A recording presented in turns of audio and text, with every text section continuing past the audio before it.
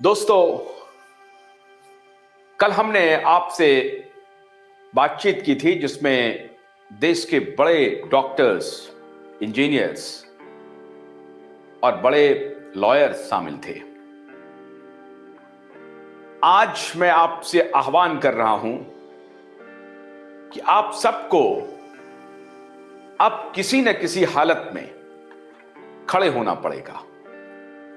अगर आप देश को बचाना चाहते हैं, देश को आगे ले जाना चाहते हैं, आपको मिलकर एक दूसरे का हाथ पकड़ के ईमानदारी के लिए, सत्य के लिए खड़े होना पड़ेगा।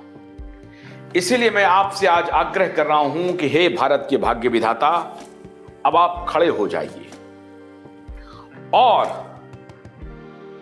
अपने सत्ता प्रतिष्ठानों को बोलिए, बताइए, कहिए कि आपने किसके इशारे पर इतना बड़ा फैसला लिया। आप बताइए, आपको हमने चुन करके भेजा था। अगर आपने फैसला लिया तो आप पब्लिक को बताइए कि आपने फैसला क्यों लिया, उसकी प्रक्रिया क्या थी, क्यों इतना बड़ा फैसला लिया। कुछ ही घंटों में पूरे देश को लॉकडाउन कर दिया, सब कुछ बंद हो गया और यह आपका निर्णय था। अपने अपोजिशन के नेताओं से पूछिए कि आपने एक बार भी इतने बड़े फैसले पर कोई सवाल नहीं उठाया, जबकि अब तक तो सत्ता अगर बोले कि यह पूरब है तो आप बोलते थे पश्चिम है। अगर सत्ता कह दे कि पश्चिम से सूर्यास्त नहीं होता है, पूरब से होता है, तो आप उल्टी दिशा में कहेंगे कि नहीं, यह बात गलत है। ऐसा पहली बार हो गया जब सत्ता, विपक्ष सब एक ही पेज पे आके खड़े हो गए और देश की जनता क्रॉस रोड पर रही, यह जानने की कोशिश करती रही कि हुआ क्या, यह कैसे हो गया। आज चाइना में लोगों को बंद करके रखा हुआ है। लोगों ने आखिर में अपने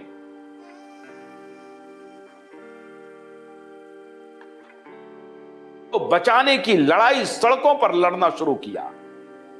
आज मैं उन्हीं योद्धाओं को आपके सामने लाऊंगा, लेकिन मैं आपसे आग्रह कर रहा हूं कि आप उठिए, आप पूछिए सत्ता प्रतिष्ठान से, सरकार से पूछिए, अपने राज्य सरकार से पूछिए, केंद्र सरकार से पूछिए, अपोजिशन के नेताओं से पूछिए कि हमारा जो नुकसान हुआ, हमारे दुकान बर्बाद हो गए, हमारी रोजी रोटी चली गई, इसकी भरपाई कौन करेगा।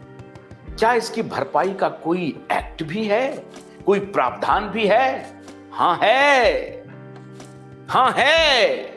यह आपको जानना पड़ेगा कि हां, आपको जो नुकसान हुआ है उसकी भरपाई का प्रावधान है और सरकार के पास है उसका इलाज। सरकार चाहे तो उस नुकसान की भरपाई कर सकता है, लेकिन सरकार को उसमें दिलचस्पी नहीं है।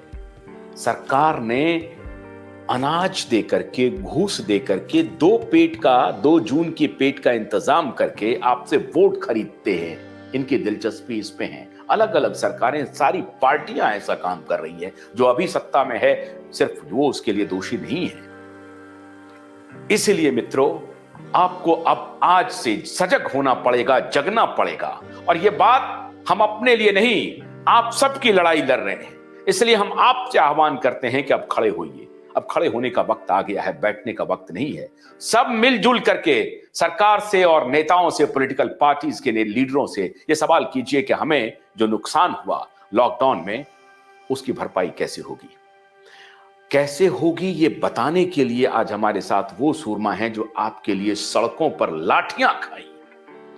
स्वागत करते हैं अवेकन इंडिया मूवमेंट के सबसे बड़े कार्यकर्ता। मैं उन्हें कार्यकर्ता कहूंगा क्योंकि वो नेशनल स्टीयरिंग कमेटी के मेंबर हैं, लेकिन वो एक छोटे कार्यकर्ता हैं, एक छोटे कार्यकर्ता, मामूली कार्यकर्ता आपके लिहाज से।